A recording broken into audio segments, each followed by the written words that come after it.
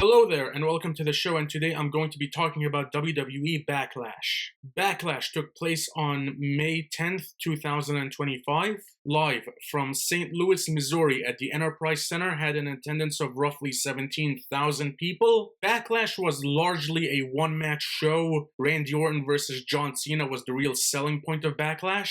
Let's talk about the show. Backlash started off with a fatal four-way match for the United States Championship, Jacob Fatu versus LA Knight, Damian Priest, and Drew McIntyre. These two feuds were merged together coming out of WrestleMania, and that's how we got this fatal four-way match. And I thought this was a very good fatal four-way match. This was fast-paced, high-octane, very nice back and forth. All four guys got their spots in. Everyone got time to shine in this match. This was a very good match, a very good opener, and in my opinion, the best match of the night.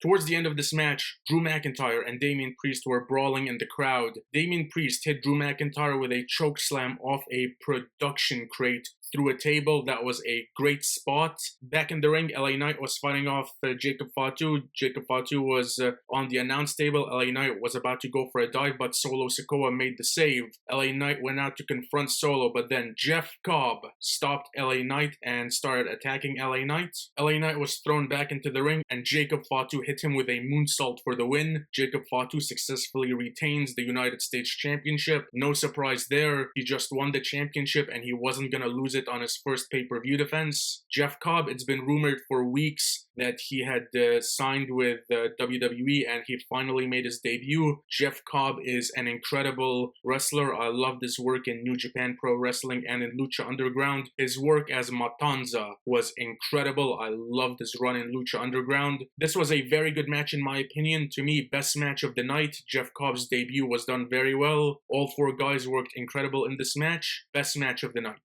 Following that, we had a singles match for the Women's Intercontinental Championship, Lyra Valkyria versus Becky Lynch. Lyra and Becky lost the Women's Tag Team Championships back to Liv and Raquel on the Raw after Mania. Becky turned heel, and that's how we got this one-on-one match. It was revealed that Becky was the one who attacked Bayley, like we all kind of predicted. I was fully expecting Becky to win this match and become the new Women's Intercontinental Champion. I thought that, okay, Lyra hasn't really been showcased much on WWE television. She doesn't have much of a character, and this was the first championship defense she's had on pay-per-view. This match to me started off a little dull. The first half was kind of boring in my opinion, but the second half really picked up the pace in my opinion. The second half of this match was very good. The finish of this match saw Lyra Valkyria retain via roll-up. I was not expecting that to happen. I think her winning via roll-up definitely sets up the possibility of a rematch, especially with the post-match attack from Becky Lynch. I was surprised that Becky didn't win, but then I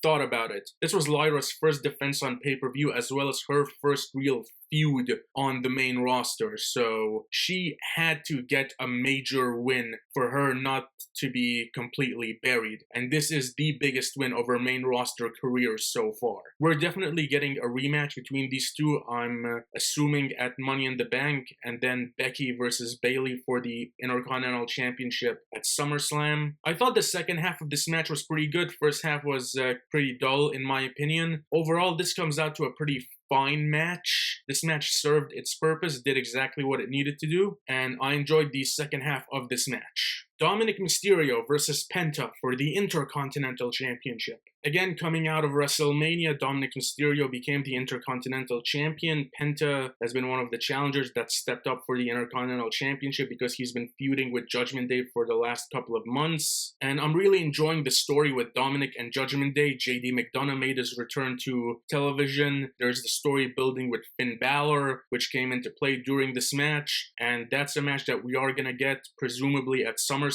Dominic Mysterio versus Finn Balor for the Intercontinental Championship.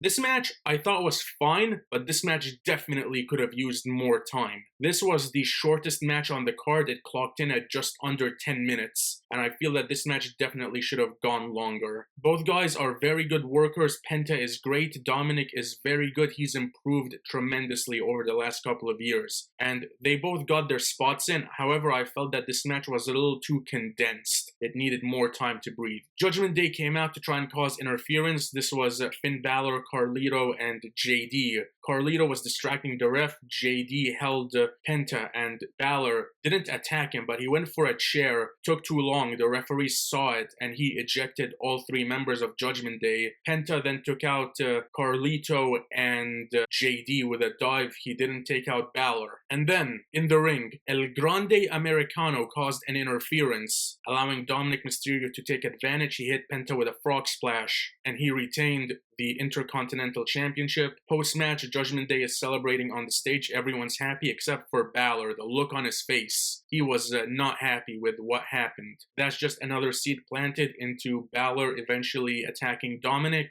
and setting up their Intercontinental Championship match. On Raw, AJ Styles has been eyeing the Intercontinental Championship. We'll see where that goes. This was a fine match. However, it definitely could have used more time in my opinion. Gunther versus Pat McAfee. Gunther attacked the commentary team of Michael Cole and Pat McAfee on the Raw after Mania, and that's what set up this match. Pat McAfee stood up for Michael Cole, and here we are. To me, this was worst match of the night for the simple fact that it was just a really extended, drawn-out squash match. This match clocked in at roughly 14 minutes, and there was no reason this match should have gone over 10 minutes. I like Pat McAfee. He's great on commentary, and he's produced some very good matches. The first match he had in WWE against Adam Cole in NXT was an excellent match. And this match kind of made sense. Rumor is right now that they're building Gunther versus Goldberg for Goldberg's retirement match. This match on paper, I see where they were going, but the execution of the match was not good, in my opinion. This match was very drawn out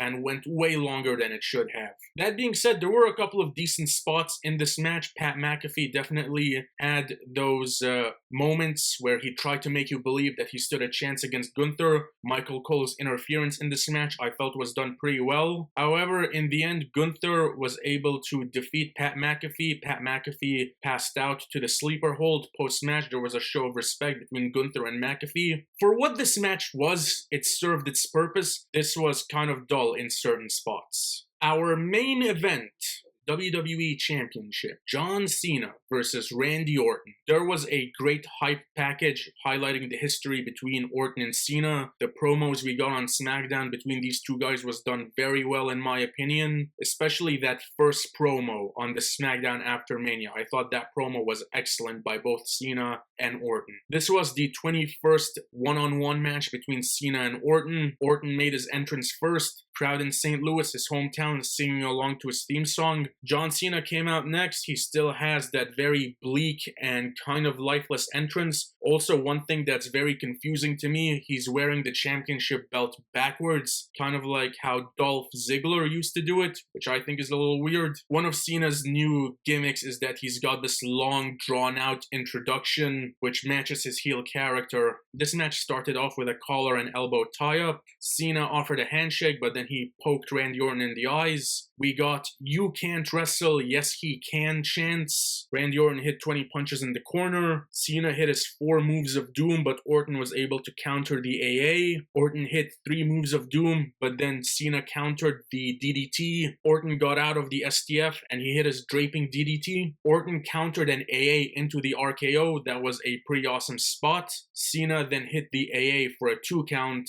Cena then went for the 5 moves of doom, but Orton countered the second shoulder tackle into an RKO. That was awesome. Cena avoided the punt kick, hit an AA. Cena then went for a punt kick, but Orton countered it, knocking down the referee. Cena hit an AA, but there's no one to make the count. Cena then went for the belt, and Orton hit an RKO. Cena caused another ref bump. Orton then hit an AA on the announce table. The announce table didn't break. Cena got off the table, and then it somewhat collapsed, and then Orton gave it a good kick so that it would fully break. That was kind of funny. Orton then set up a regular folding table and hit Cena with an AA through that table. Orton hit an RKO in the ring, a new referee comes in, and we get a 2 count. Cena hit the ref with a title. Orton hit an RKO. Nick Aldis and a bunch of producers and officials come in, and they all go check on the referee who was hit by the championship instead of the first referee who was knocked into the steel steps. Orton at this point is visibly angry. He's arguing with Nick Aldis. He hits Nick Aldis with an RKO, and he hits the producers with an RKOs. He hit 5 total RKOs, which was great.